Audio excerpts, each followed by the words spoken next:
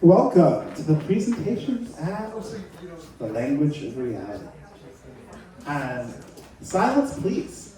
Alex, I will be our first presenter. Please do situate yourself so that you can see every minute of this visual presentation of category theories. The time limit for your presentation will be 3 minutes. 3 minutes. So do prepare yourself to present. We have about 15 presentations for you to see.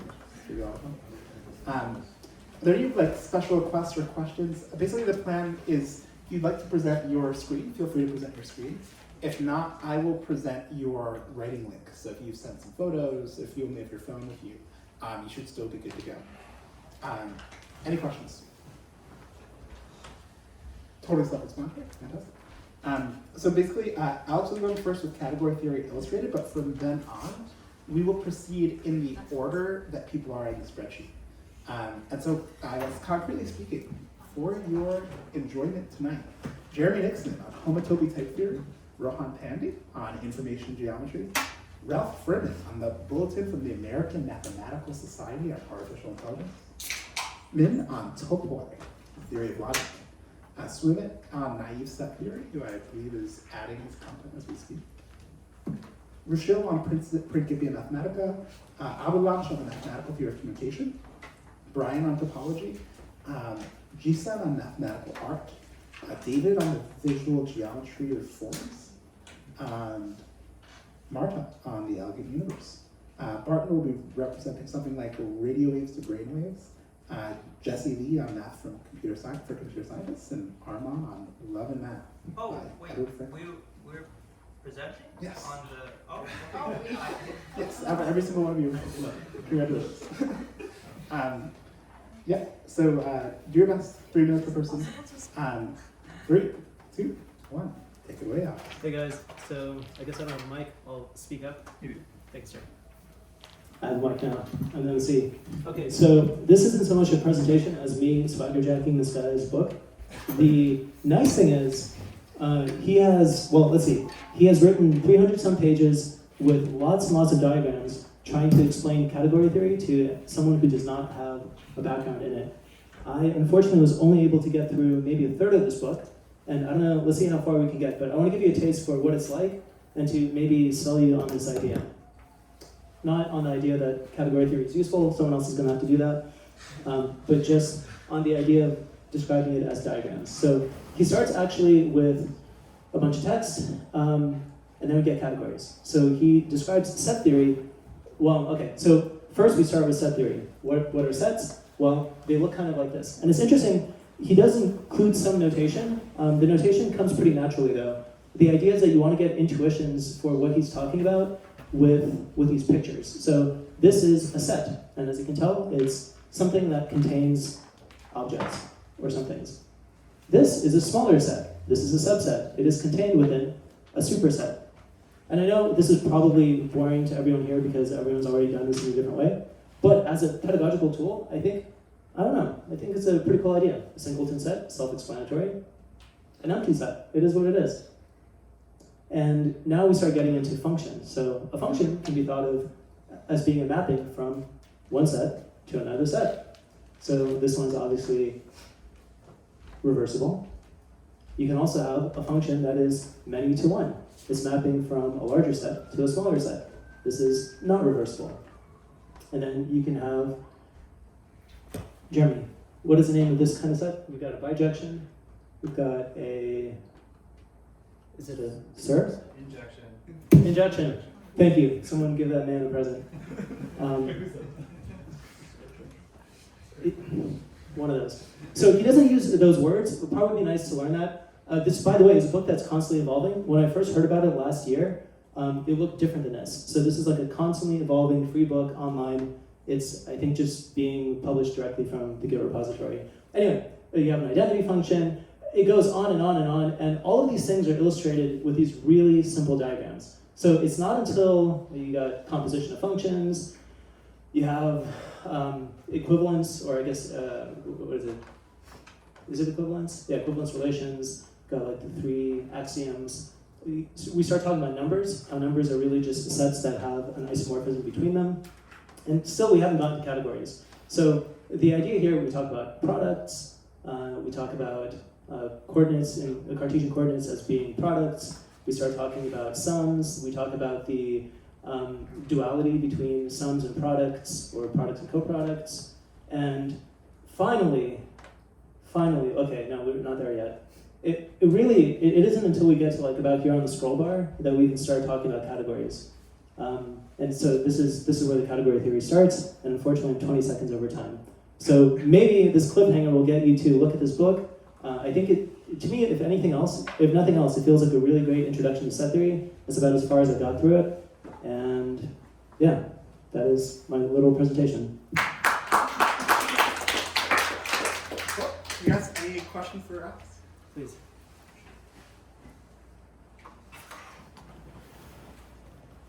What's the name of the book / website? It's called Category Theory Illustrated, and I've pasted the link into the spreadsheet. Okay. Thank you, Jeremy. No, thank you. Okay, next up is Jeremy Nixon on homotopy type theory.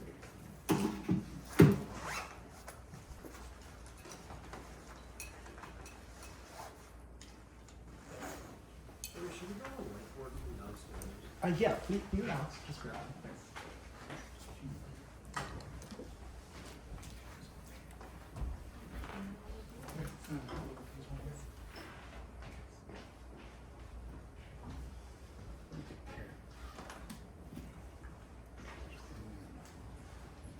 Okay, so for my reading, I went through homotopy type theory's opener, introduction, the first really like revelatory chapter. Why read homotopy type theory? Well, it presents a novel foundation for mathematics. So it's called the univalent foundation. And in practice, it can be a stand-in for set theory, fulfilling everything that set theory happens to fulfill as a mathematical foundation. And so for a number of reasons, this book was written during 2012, 2013, the Institute for Advanced Study and these mathematicians are very excited that they've come to a novel way to represent the foundations of mathematics. So type theory is a subfield of theoretical computer science, which you've probably experienced early on in the form of a type system. There's a number of ideas in homology and homotopy type, and then homotopy type theory that are far more complex than I'll present to you today, but this is a little bit of the sort of like introductory comparison. And so basically the book opens by comparing different points of view on type theoretic operations.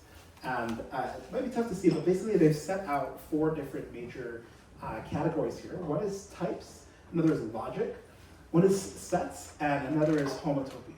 So they're basically going to be drawing comparisons between various things, but I think it's kind of easy to understand it through sets. So in sets, you have a set. That set has elements, and if you combine sets together, you can get a family of sets. And so the comparison to types in this case is much like a set has an element of a set. A type A has a particular instantiation of that type, which will be lowercase a, which comes as an instance of that type. In the context of homotopy, a space is in many ways the fundamental element, and a point can occur inside of that space. Now, as like Rohan helpfully pointed out, given that his professor is sort of one of the folk of the Institute for Advanced Studies behind this book, you don't necessarily need points in the homotopy. But if you look to the comparator to the family of sets, in homotopy you get this fibration, somewhat famously the Hopf fibration, but it can be compared, in the context of logic to a predicate, and in the context of types to P of x, where when you move to this sort of conditional layer, small B of x can be sort of said to lead to or correspond to a large B of x.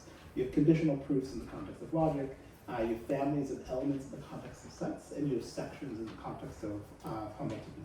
And I'll say there are some of the comparisons that like sort of intuitively and obviously make sense, but a lot of them have a much deeper justification behind them, and should be thought through in some depth. And I guess in particular, when when an element is compared to a set in logic, it's the same way that a proof is compared to a proposition. And one argument that was made in our conversation is it's because a proposition can have many proofs for it in the same way that a set can contain many elements. And so that's the reason that a proof is sort of a smaller, like, contained element in the space of proposition, in the space of proofs for a given proposition. That's a snapshot of homotopy typing.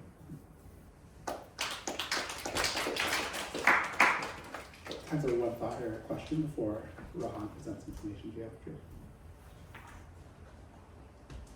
Also, to like add some intuition there, like constructing an element of a certain type is like writing a program to produce that type, and that's basically writing a proof in like Lead or anything. So that's the intuition on how like the proofs go down to the program logic level.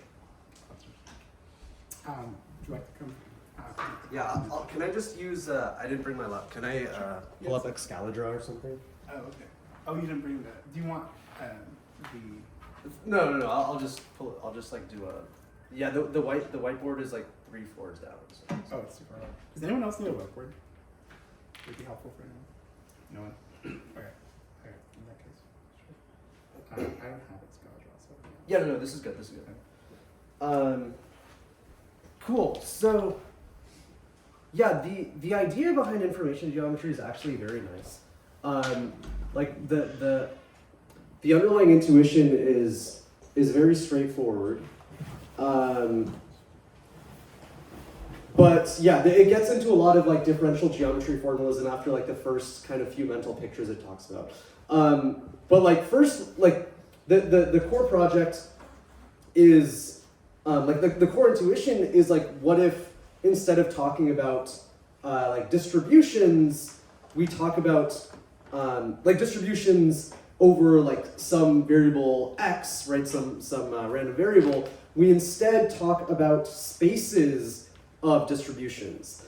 So like here's your standard like Gaussian 1, and here's some other Gaussian 2, right? And if we want to like calculate some kind of information theoretic measure of them, like we can look at this overlap, we can compute mutual information, KL divergence, whatever. But this is weird because it's like now we have to do these like integrals, or like there's some other weird computations that we have to do. So what if instead of this, we have a space of distributions where we have 2 points. One point is over here, and one point is over here. I really should have colored these. Here, let's make this red, and this is red, and then we'll make this blue, and this is blue. And now instead of having to do like weird operations over these distributions, we can instead start talking spatially about distances between points, or divergences, or we can have functions over this space, and we can like talk about some properties of those functions, their convexity, and so on. This is like the core intuition of information geometry, and I think it's pretty. What are the axes? Here is, so one way to go from a set of probability distributions to like this manifold of distributions is by just, if we're just talking about one dimension, and this is x, and this is like p of x, you go from x to like, this is going to be your, like this is like sigma or something like that, right? So this is your like standard deviation, or this is, yeah, exactly. So like the location on x, or actually, yeah, sorry, this is not x, this is mu, right? So the location on this axis is your mean, is your mean, and then the location on this axis is your is your variance. So almost like one way to go from here to there is to like, there's a one-to-one mapping between the top of your, the top of the center of your Gaussian and like where you map it over here, right? So there's like a straightforward mapping. We're at time. Cool. Rohan. Did that make sense? Yeah. No, it's true. So yeah, it's not because I heard it. Yeah, any questions? Okay. That was Rohan and Pandey on information geometry. Up next, we have the PhD Roth Furman, who's read the American Math Society's Bulletin on artificial intelligence.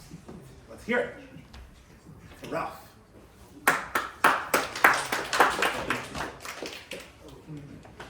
Great.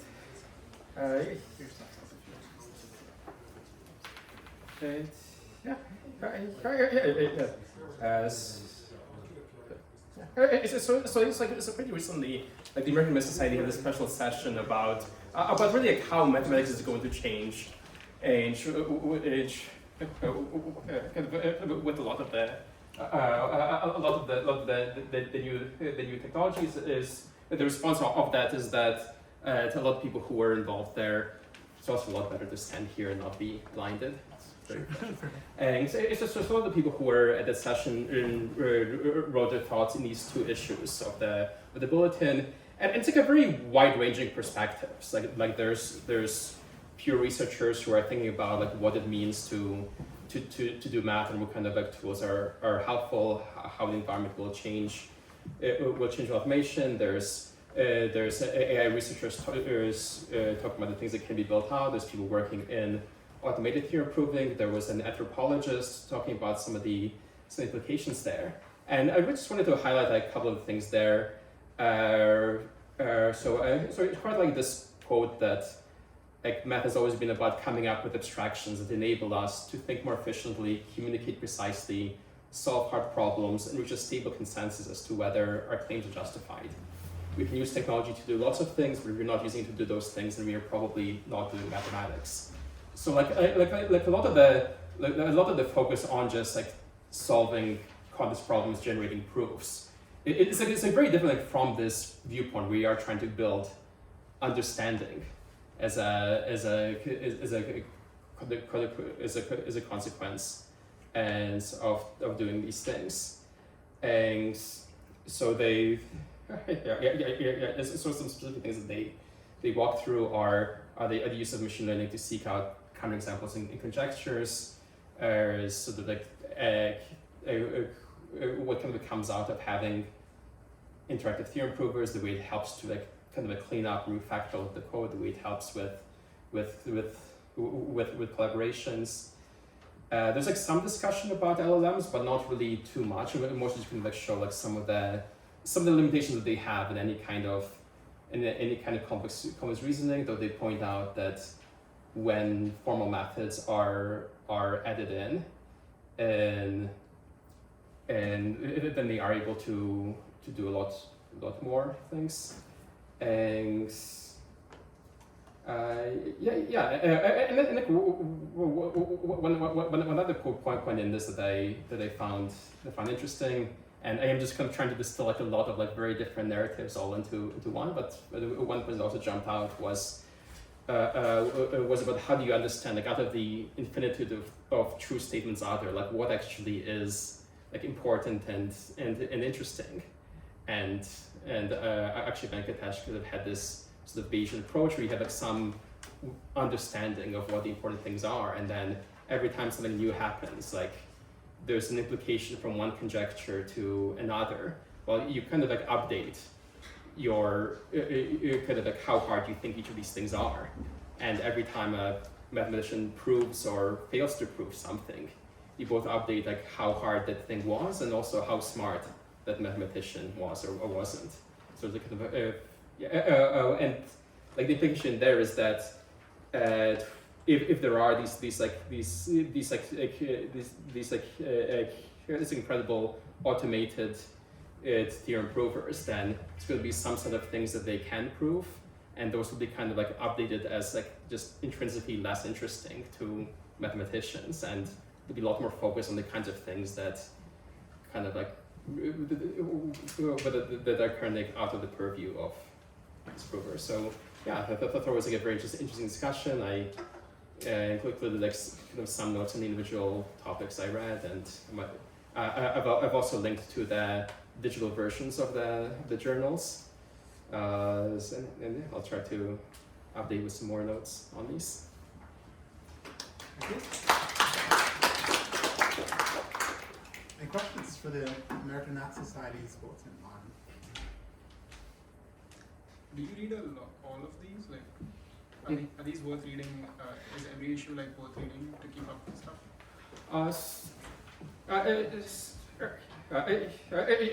So I mean, short answer, no. I have been kind of like generally in these issues. There are a couple of things that jump out and I want to dig into a bit more. But these were sort of like the first issues that I really just wanted to read cover to cover. And actually, one of the points that was also brought up is that it's getting harder and harder to keep up with all of the published works, and you kind of have to get better at triaging like what things are really relevant. And it was brought up that is something that AI can potentially help with as well. But yeah, it's all freely available online. If anyone wants to borrow one of these to skim through, you can. Okay. Any other questions? We should keep moving, but thank you. Okay, that's Ralph.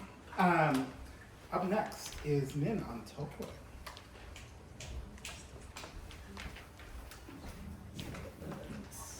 Yeah, absolutely.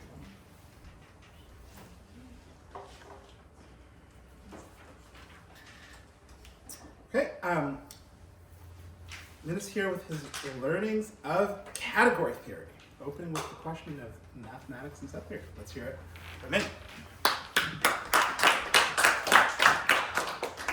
So disclaimer, this book was on Topois, but the first two chapters is mostly reintroduction to set theory and category theory, which I didn't know what category theory was, so it was pretty interesting anyways.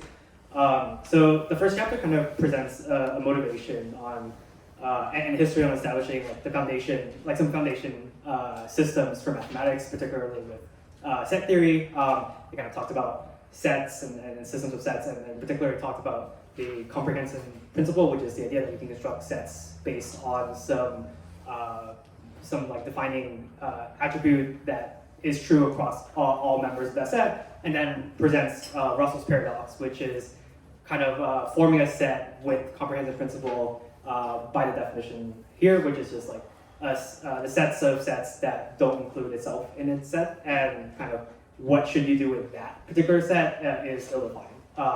Should it be included, should not be included. And so this paradox kind of broke naive set theory, I think is what it's called. And so then they presented like kind of two other systems that kind of address this issue. For example, the NBG system kind of differentiates a set and a class such that the only way that and then by definition, a set is something that has to, or the definition of a set has to be included in the comprehension principle, and so this set is just now not considered a set, and it seems like a very not satisfying way to resolve that, but it is what it is. And then kind of the chapter closed off by kind of presenting the fact that like set theory is just one way of defining the foundations of math, and in fact there is another way, which is category theory. And so chapter 2 kind of opens this by trying to define functions in the context of set theory, which you can think of as just like a set of ordered pairs, inputs and outputs. And the book claims that it's like pretty clunky to define it this way. I still have to resolve my thoughts around this, but instead of like looking at functions as this, category theory kind of like centers itself around functions and arrows rather than kind of set membership. And so the rest of the chapter kind of talks about the definition of a category, which is like this notion of objects and arrows and kind of attributes around arrows, such as how you compose them and the existence of identity operators. I'm not going to really bore you with the exact definitions, but the main takeaway is that a lot of existing kind of structures and systems in math, such as vector spaces in linear algebra, groups in algebra, and kind of the operations that you can apply, such as homomorphisms and linear transformations for, I guess, respectively, can be redefined as category. And so it seems pretty promising that categories are an underlying structure that, or a system that kind of encapsulate a lot of existing mathematics. And that's pretty much where I left off. The next chapter is much more interesting, which I didn't get a chance to read, which is redefining a lot of like the set axioms as, I guess, category, or in terms of categories. Yeah, hopefully that wasn't too hard. Thank you.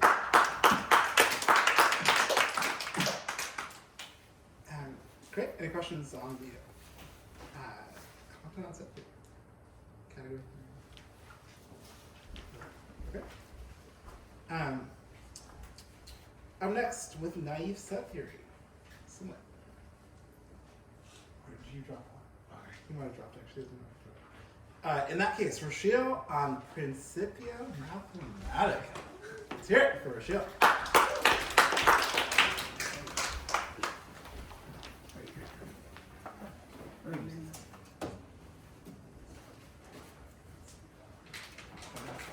Oh no. Did I not do that? Yeah.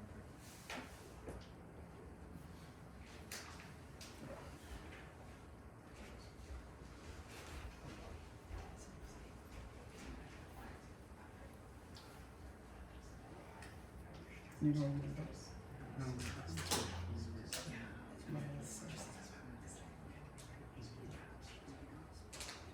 Perfect.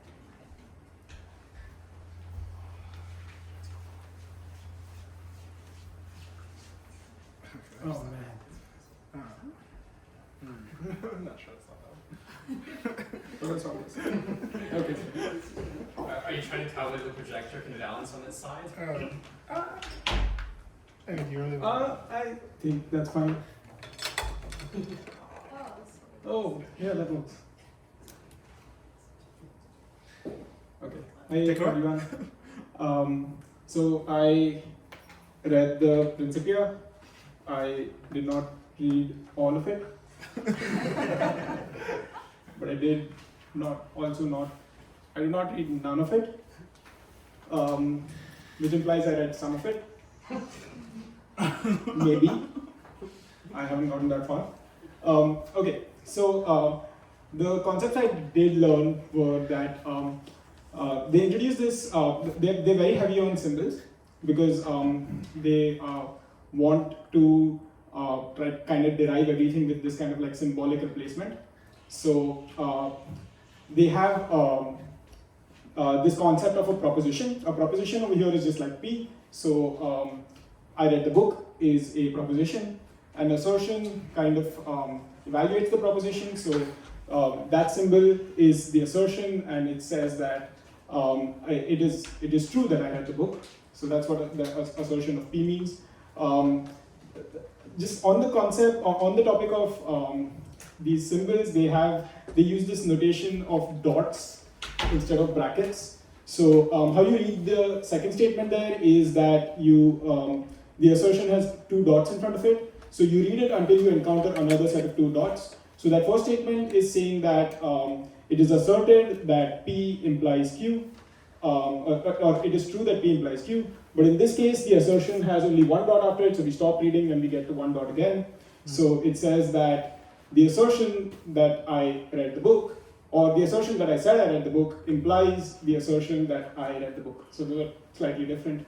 They also have this negation, which is not P, I did not read the book, is a proposition like that. They have disjunction, which is kind of like the OR operator. And then we come to our first definition, which is implications. So implications are, so P implies Q. They define it as that either P is false or Q is true. So, oh, shit. Did that work? So, I guess I said I read the book implies I read the book is defined as I did not read the book or I said I read the book. So, ish. Okay. And this is the part where I ended. So in the first chapter, they try to come up with these primitive propositions that they try to build everything else from. So the first primitive proposition is that anything that is implied by a statement that is true, a proposition that is true, is true. The second one says that P or P implies P. That is, they call this a tautology. The third one says that Q implies that P or Q. And yeah, I guess so on. I just kind of want to get to how they use these. So this is for example how you would prove a proposition. So the proposition up there is that P implies not P implies not P. So if we use a proposition there, it says something like I read the book implies I did not read the book means I did not read the book. That's not very obvious. So that's kind of the proof over there. They use these kinds of replacement symbols where, so what they're saying is take the proposition of, take the proposition to tautology, replace P with not P, and you get this. Apply the definition of what an implication is, and you get this, and that's how they prove things in this book. So yeah, that's what I got from the Principia. Okay, Principia.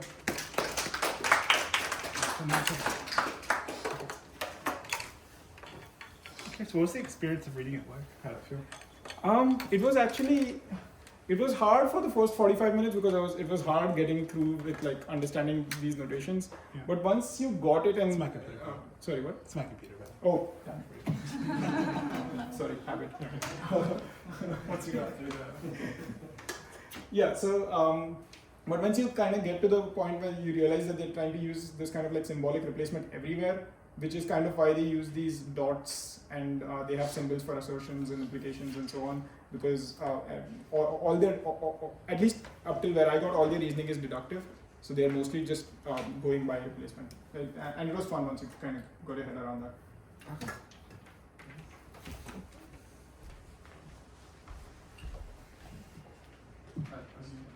So next up, with a mathematical theory of communication.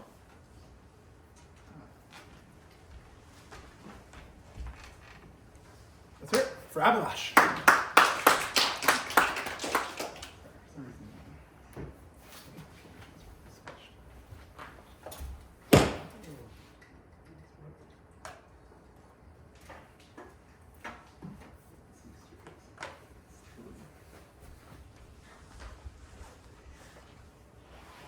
Okay, good luck understanding my handwriting. So you can, what the book is about basically is you take a communication problem or you set up a communication problem with some basic set of definitions. For example, what is a source, what is a channel, what is the process of coding, what is a receiver, what is noise. And then you try to come up with some ways to quantify a communication problem. You make some definitions, and then the theorems that follow from that.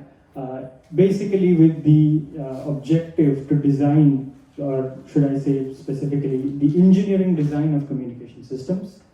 And the book mostly deals with Shannon's contributions at Bell Labs, which were apparently revolutionary at the time at Bell Labs. Yeah. So the kind of questions they try to answer in a communication setup is, can you quantify what is the amount of information? The amount of information characterized with a process or with a system. What is the capacity of a channel? Once you define what is capacity and given the constraints of the process and noise, then you have questions like, what is the maximum capacity? What is the most efficient way of coding in a channel to achieve the maximum capacity? It talks about a bunch of other things like, again, noise. What are the characteristics of noise? How do you quantify noise? Etc. And it basically starts with trying to quantify the information. And one of the things that happens in this text is that it takes a while to build what they're trying to get at with the word itself. So when they say information or the information of a message, it does not mean the semantic content of that message. Information is just a number that's associated with that process, and they define it as the total amount of freedom of choice the source has in constructing a message. Okay, so a message is basically you select a few symbols from a larger set of symbols that have rules defining how they are related to each other, and that freedom of choice, the larger the freedom of choice the source has, the larger the information in that system. They define one unit of information as a log to the base 2 of the number of choices you have. This is just a definition. It's not something they arrive at. And if you choose this to be one unit of information, then you have a yardstick to measure the number of information for in different kinds of processes. They talk about how this amount of information in a process, given a set of rules, how much redundancy there is in the process. For example, in the English language, you have a set of rules which determine what will be the probability of message sequences, right?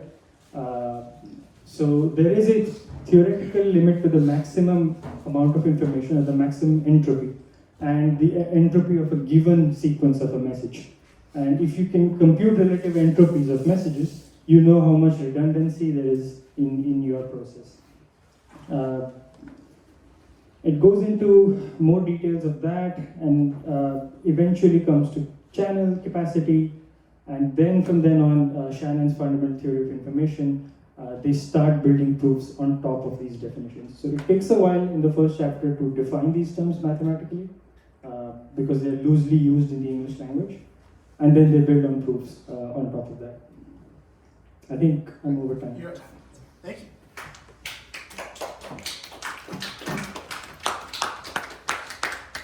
Claude Shannon's mathematical theories of communication. Thank you. Okay, up next, we have a talk on topology. Let's hear it for Brian Pandey.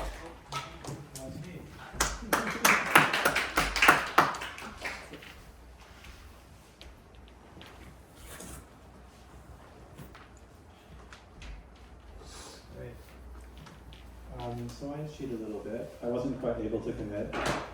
First, I read this book, High Dimensional Statistics. And there's some fun stuff in there. Then I moved on to Munkres. How long do we have? It's like 3 minutes, 5 minutes? You have 3 minutes. 3 minutes, great. Okay, so in a minute and a half. First, I read High Dimensional Statistics. It's interesting.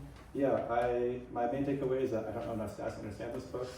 However, there's a cool thing on page 29. It mentions something called the Johnson-Lindenstrass lemma. And I wonder if I can pull. Oh, did this not? So this lemma is wild. Like, intuitively, if you have 3 dimensions and you want to fit like 3 orthogonal vectors in there, you can do that. But for the 4th vector, it's not possible to fit like a orthogonal vector in there. However, once you go up to higher dimensions, you actually mostly can, as long as you're okay with like delta error, like epsilon error. This is actually something more general. Like the way I've heard it before is talking about orthogonal vectors, because this lemma is used to explain superposition in large language models. However, it's actually more general than that. I didn't realize you preserve like distances between points as you map down from a high dimension to a low dimension. That was really cool. Actually, the wildest thing to me, I didn't realize, so here's a construction that you can like, from a high dimensional space map down to a low dimensional space and like maintain distances between vectors. There are 2 components. One component is that you can actually do this shockingly, you can reduce the shocking amount of dimensions.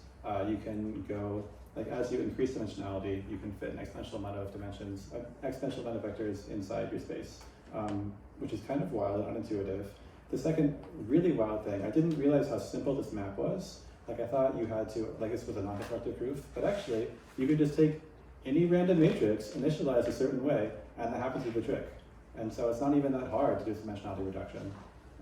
The proof escapes me a little bit. I don't quite know enough sets to fully follow this. However, it doesn't seem to rely on this variance term in the initialization of your matrix. The suspicious thing here is that this is exactly how you initialize matrices in large language models. And so it's possible that, I mean, this is I don't know anything. This might be why they do superposition, because this is so available to them. Like they are by default given the ability to reduce dimensionality in this way. That's cool. It probably took more than a minute and a half. The second thing was less exciting. I read about topology. I mostly know algebra. I don't really know any topology or analysis.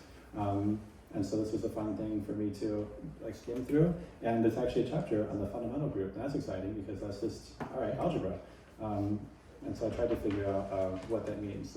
Topology feels like the Wild West, where they're very unruly spaces. How can you ever fit an algebra in there or fit a group in there? But you actually can.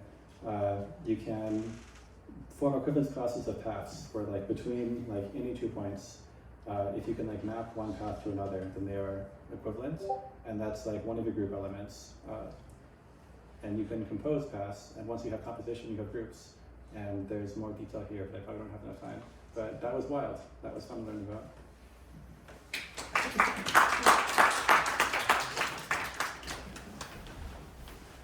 Okay, thank you, Brian, on high-dimensional statistics and Munkres topology.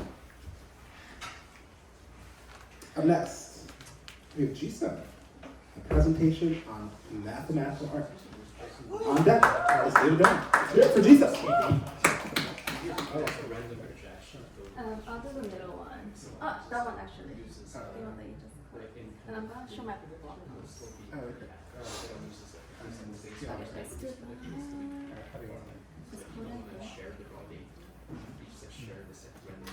Sorry. Arman is really cute, right? Hello. So I read a book on math art, and I feel like I was meant to read this book because it reminded me of the project that I did back 5 years ago. I did this back then 5 years ago when you said generative art. That meant you create art with code. I think nowadays when I said generative art, people think you're creating art with AI, but back then it was creating art with code. So I found this formula called galactosis formula to create this sunflower seeds to the right. And this formula, I just copy and pasted this formula from online, and it's like, oh, I use this 137.5 angle to make this beautiful sunflower looking shape thing. But today, I read this book, and it told me that 137.5 degree is a angular version of phi. Am I saying right? PHI. It's the golden ratio angle. Is a lot of the nature, like the plants and seeds, the pattern of the spider patterns of seeds kind of mimic that pattern or that ratio. So yeah, it was talking about how Differential sequences also kind of follows that formula as well. So here I wrote, the higher you go in the Differential sequences, the closer you get to phi. Oh my god, it's not my laptop, so I'm very not used to it. And then, it talks about golden angle using the golden ratio. You get the 137.5 angle, and it also talks about how it's not just the plants, but how bananas also have a Fibonacci number of sides, and apples, and it just talks about how a lot of nature things in life also have math formulas, and I really like that because math wasn't my strongest subject growing up, and when I was doing that art project, I was thinking how I wish teachers kind of use that kind of like use like nature as like a learning materials versus like forcing kids to learn formulas. So yeah, I like this book a lot. There's more to it, but I'm kind of scared of talking in public, so thank you.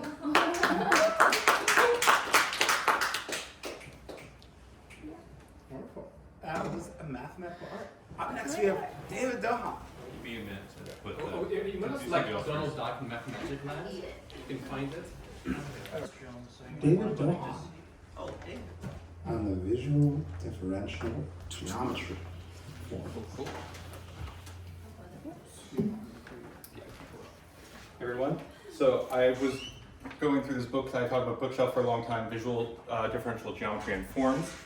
And I pretty much worked through an exercise that was more just basic calculus, and building some geometric intuition for some of the basic ideas of calculus, which you need to build up toward this. I did some math and stuff, but I'm going to talk more about some Escher art because I think that actually motivates why we want these things.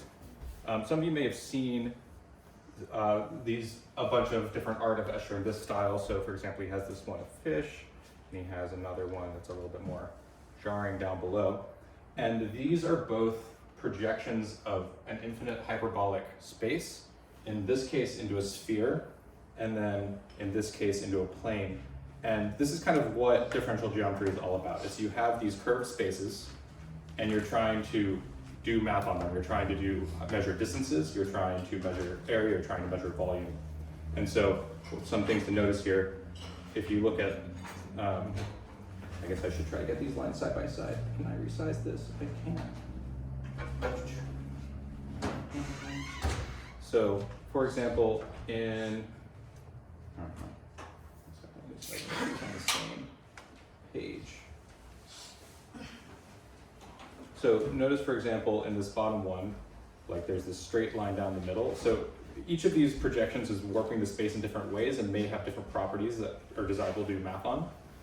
So here, for example, at the edges, infinity just kind of like squashes into the edge, versus in the second one, you get this fractal-like tessellation out into, you've probably seen these sort of fractals where you, like Mersenne and such, where as you zoom in, you get those details. And so the second part of this title is and forms. And so what forms are ways of doing measuring. So a 1 form is to measure distance. It's like a ruler. A 2 form is to measure an area, and a 3 form is to measure a volume. In this case, I don't have a volume example. And a place you've probably encountered some of the ideas before is in map projections. People may have seen Mercator projections and things like this. And these are, you have a sphere and you're trying to project it into a plane, and all these sort of projections have some different properties. So you've probably seen that some of them make Africa really big, some of them make it really small, some of them make Iceland look enormous, some of them make it look, or Greenland look enormous or small, or may actually maintain like distances will be smaller than they should be at the northern and southern hemisphere, or like near the north and south poles, etc. And generally, one of the big techniques in all of this is taking something in one space. So in this case, we have some triangle from this, so we have a hyperbolic space projected in the sphere, but if you take some triangle of this, you can actually look at that instead in a plane. And all these different projections are giving you different properties, which may be good for doing different sorts of math. And I suspect we're near time, so any questions or thoughts before the end? All right, thanks y'all.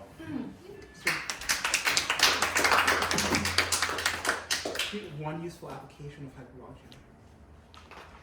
Of hyperbolic? I would say differential geometry. So I mean, the stuff he was talking about earlier with the information geometry is exactly information geometry. Hyperbolic geometry is also like general relativity, I believe. But yeah, like the thing he was describing earlier, if you have one space of the two normals, and you have the other space of this variance and mean, that is exactly an example of this. If you're mapping it to a different space where it's easier to do certain types of math in. Very cool. Okay. I guess, so like we have a specific, sorry, Barton, did you read something mathematical, or like your link is to your site? Yeah, I would really like a game theory book. Okay. Oh, great. Yeah, please do give a game for your presentation. I don't have a link for you though. So. I don't have a link for you, so pull something up. Oh, I have this book. Okay, good. I can do it. Yeah, okay, so cool. I'll go real quick. I guess what I'm about to talk about is a response to David's call towards a research program for compositional world modeling. And a part of that world are mathematicians, and a part of that world are objects we interact with, and a part of that world is everything, including space-time itself. And so there are several categories. Let me see, it's my first time using this as an external device. Let me just wave my hands at you. Hopefully it will come out to more than that. Yes, mirror display, perfect.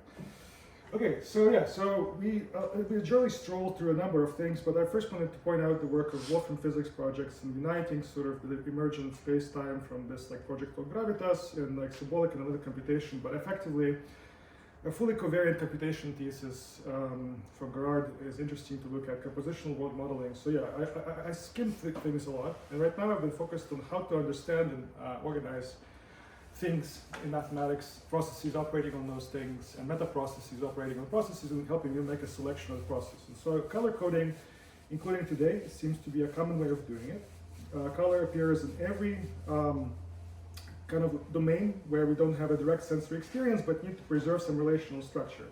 And this notion of a partially ordered set, or so, in color logic, that's not it. Sorry, I'm sorry. I've been reading actually today specifically, with the last hour that I was here, how to game theoretically organize space itself for AM radio spectrum. I'm trying to figure out how to go from radio waves to brainwaves. There's some notion of spatiality to process in our minds. Our brain is an information network, and this information network is now modelable using a number of fairly nice things, commonly referred to as active inference, a variational free energy minimization objective, right? And so the idea is first, before you iterate on your formalisms, you have to have some conservation of formalisms of yourself and some sort of idea of self-verification. There are certain beads here, there are flows of decisions, but I wanted to go back to the notion that this has to be simple and it kind of makes sense, right? You have to be able to relate things and form abstractions. So there's this relational thinking thing that I will be advocating for as a better foundation for category constructions and categorical constructions, higher categories, infinity categories to enter our thinking. It's not really category theory, we need more of its category practice. And so the relational thinking as such is a book by Topos Institute that aims to show you how to construct meaning and reason about mathematical objects, as well as reasoning about mathematical objects in the mind of mathematicians, where thinking together is solved, kind of, right? With theorem provers, we already do things like that, but perceiving together and having intuitions together and working on these objects together really is an open frontier of the qualia, and so this is kind of like the book that tries to not scare you away from category theory, but actually give you some very practical tools for understanding some notions about spatiality, some sort of shapes and relations and so on, waving my hands, including evolving graphs themselves. And so yeah, I would invite you to talk with me about this book and check out Wolfram Physics Project, Computational Reducibility, Compositionality of Various World Models, and the work of Topos Institute and CyberCAD Institutes combined.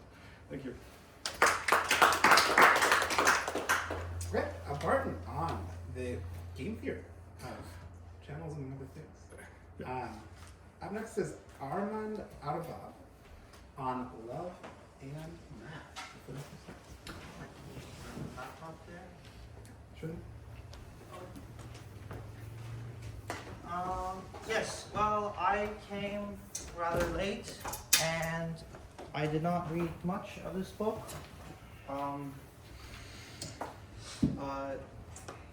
There's an interesting anecdote. Access issues. Wait a second. I'll fix that. Just checking, Jesse, you're, are you trying to go or no? Sure, I could go. Okay. All right. You can run. Yeah. I'll keep this brief as well. Yeah. Oh, sure. Hello. All right. Yeah, hope everyone's having a lovely evening. So little background is You're present. Do you have anything to present? It's okay. No, I'm just going to talk to the concept. Okay, cool. That's fine. Yeah. Okay. Yeah, so basically, funny story. So I showed up pretty late as well, right? So did not have too much time to read through math for computer science. So instead, I'm going to be going over a concept I learned recently a math concept that I think was pretty interesting. So, everyone loves real numbers, right? Who doesn't love real numbers? What if I told you we could make real numbers even better by making them hyperreal, right? Introducing hyperreal numbers. Basically, what hyperreal numbers are basically we take real numbers, but then we add this concept known as infinitesimals and infinities onto it, right? So rather than just having basically numbers that are boring and well-defined, we have super small numbers and super large numbers. And you're probably thinking, what the hell is the point of this, right? Well, it's actually super cool because we could use it actually in non-real analysis, which is like real analysis, but non-real. What this means is basically rather than thinking about derivatives in terms of, for example, limits, we can remove the concept of limits altogether since we're using infinitesimally small numbers. So yeah, TLDR, that's basically what I learned recently. If you're interested in learning more, please talk to me. I will send you my ChatGPT thread where I learned this. Cool. All right, thank you very much.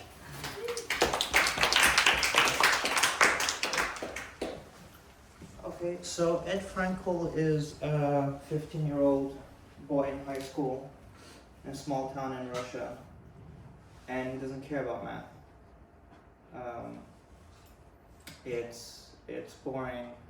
Mathematicians just crunch numbers and bigger numbers, and he's interested in physics. And there's this diagram that he sees in some of the physics book about quarks, and he doesn't quite understand why these diagrams all are presented in this way with 8 particles arranged as so. Why not 7 or 11? Long story short, there's a family friend that is a mathematician, and he takes it upon himself to convince Ed to fall in love with math. So Ed has kind of a meeting that he has to be dragged into by his mother, and this family friend starts talking to him about symmetry groups. So what is a symmetry? A symmetry is just an operation that you perform upon some object that results in that object being invariant. So for example, for a square, you rotate it by 90 degrees, or 180 degrees, or 270 degrees, or 360 degrees. Those are all symmetries. The circle, a rotation by any degree is actually a symmetry. And then you can consider a group of these operations. So like you could consider a group that has a set of 4 elements, 90, 180, 270, 360. And you'll notice that those operations have certain properties. For example, if a rotation by a certain degree keeps an object in the same symmetrical orientation, then you can compose it with another operation that's also a symmetry. And the composition of 2 symmetries is a symmetry. Also, obviously rotating by any more than 360 is the same as rotating by some number between 0 and 360. You just take the modulo. So if you consider like a rotation by 90 and then a rotation by 270, that gets your square back to its original configuration. And you can think about the inverse operation of a symmetry. So actually the definition of a group comes naturally from this thought about basic shapes. A group is just a set that has an operation associated with it that maps any of its elements to pairs of elements that satisfy those, that they're associative, that they have an inverse, that there's an identity operation. The identity operation in this case being rotation by 360 degrees. So something running well on time, there's a connection between this and what's called a Gelman symmetry, that is the reason behind this diagram, and that was enough to motivate Ed into thinking that, well, okay, there's something here beyond just the algebraic formulas we're crunching in class. And yeah, now he's a professor at Berkeley, so sometimes it's good to be patiently assertive with people. Or, I don't know, who knows, maybe he would have been like a mining billionaire if that teacher hadn't poisoned him. So, yeah, that's that. Last but not least, Nikhil Yadala.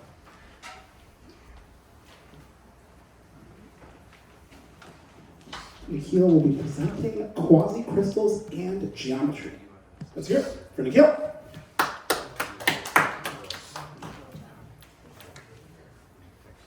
I haven't read this in full, but I was reading through a lot of other stuff about the infinite tiling problem. So the infinite tiling problem is, are there, like using a finite set of tiles, can you tile the entire plane aperiodically and that too infinitely so that the pattern would never repeat? So the initial most such tiling patterns used around some 20,000 set of tiles, and then in 1900 something Penrose came up with just two kinds of tiles. One of them is kite and the other one is dart, and then it has a few rules as to how you must tile these two shapes, and it aperiodically goes on till infinite. And then there has been this conjecture for a lot of time whether you could aperiodically tile using only one kind of shape. And in 2022, somebody disproved this conjecture and they got a Fields Medal. But what's more interesting to me is there are certain quasicrystals in the nature whose diffraction spectroscopy is very similar to the pattern in which the tiles must be arranged. So you all should go and read this book to discuss more, to discover more such quasicrystals. But what's interesting for me is the implications of this, which means if you were to hypothetically live forever, then there are certain crystals that are occurring in the natural world which are taking shapes in the lattice that never repeat. So you could technically live forever and still be dealing with things new, because certain things in nature are forever aperiodically going until infinite. So that was an interesting thing for me. That's it. Thank you.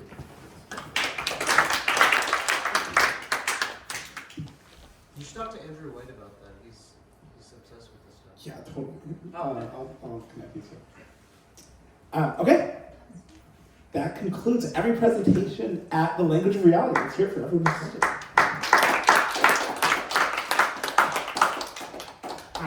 Okay, so one final terminal task for you all. I really want to be able to talk to you guys again, so I actually have a bunch of ideas for like what we could do with math community or math group. So if we could all take 1 minute, go back to the spreadsheet and put in your email address so that we can get back in touch with each other. So 1 minute of silence so that everyone can add their emails.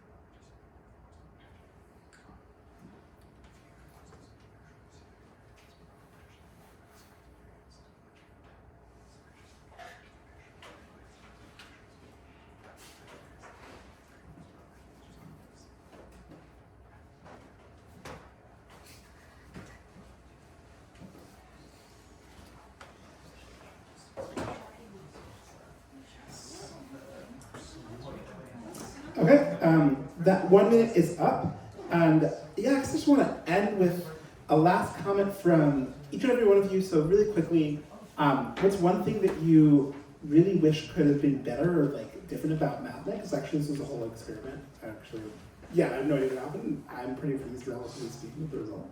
So I'd love to hear from everyone. So one thing that could be better, and two, one thing that you'd like love to do or that you wish existed, or like some opportunities that you'd love to do with the group. Everyone like less than like 20 seconds, so like 2 sentences basically. Starting over here, really quick. So something we could have done then differently? Any improvement and anything you'd like to do? Yeah. Just like a way of making it a bit more interactive, like having the opportunity to read the things that the other person posted, and you will just kind of come with some questions. Okay. So, Similarly, just like maybe a prior focus in like we all agree on like some topics that like I like there's a I guess the spectrum of math is really broad, and so kind of being able to engage with other people is pretty interesting. It's hard when it's so broad. Present someone Yeah, kind of to add on to that, it's pretty hard to engage with like all these different ideas because everyone has like, different like backgrounds. So probably just I don't know, maybe like either like prerequisites or maybe some type of like layman example could be helpful. Just Sure. So yeah, I guess I would give two things too. So one, like from criticism, but also an opportunity or something you wish we could do together, or like. Ooh, okay. Like honestly, this format is like pretty fun. Like I could see this also working for like other technical disciplines, like for example computer science. I could be interested in that. Okay. Cool. Yeah, I don't have much to add. I think it would be great to also have sessions where we all focus on any one subfield like algebra or geometry or topology, and then we would all get to discuss more things evenly. You know, after that, I like the idea of focusing and having like a set theory night, or like hyperreal number night. It's quite one deep on one thing. In terms of structure, I'm not sure where this would fit in, but somewhere how to socialize would be nice. Okay. Yeah, I just feel free to hang out, by the way, like into the night.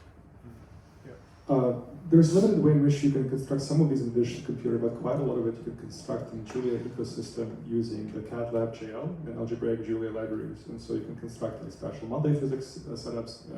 So it'd be nice to have a version of this where we kind of make this object or these objects, we poke at them and we look at the diagrams, how to combine diagrams in a more like runtime based way. So yeah, interactive event with co-construction as well as. Lean hackathon would be crazy. Yes. Yes. Yeah. Please. Yeah. And it's your as well. I mean, we're kind of doing that on Saturday. I guess it's not officially a lead hackathon. Yeah. Like, basically, yeah. Okay. Just maybe more like social time and like organically breaking into groups like by interest, like by topic, to kind of really dig deeper. Yeah, I agree with what Marta said on breaking groups by topic. But I really appreciate that you listed books way in advance, so I was able to read through them and be like, okay, I think I can read this. So that was really nice. Yeah. This format is fun. Yeah, format's good.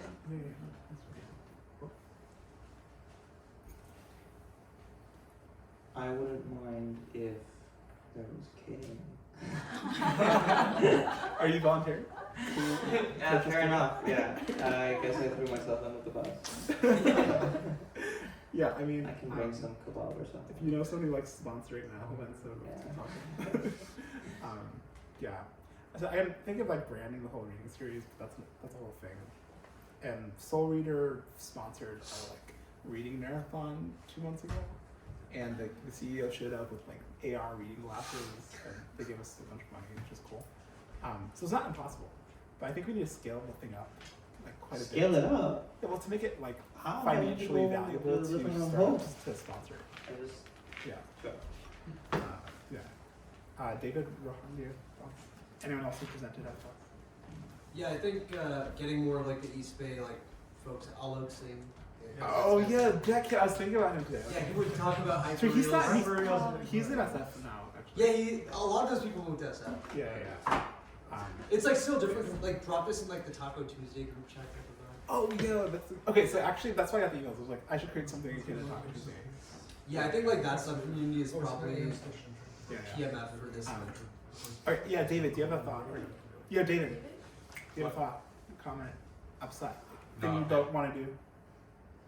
Okay. You're good. Cool. Okay.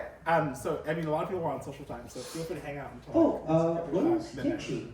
He told me he lives here. Say it. Kimchi? Oh, Tim. So Tim and I used to live together like a year ago, but Tim lives in 4555. It's like in Van Mission. Oh, he's not in ADI class anymore. Yeah, he got it. Oh, yeah, sorry. We can set himself up for one. All right. Thus concludes the language of reality. Thank you all for doing this. Lots of fun. Please do that. Actually, I invited him to my first session, so. I'm Arman, by the way. Yeah, I appreciate you. This is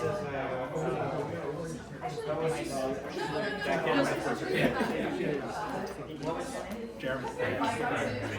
Oh, you're the. Okay. I assumed someone else.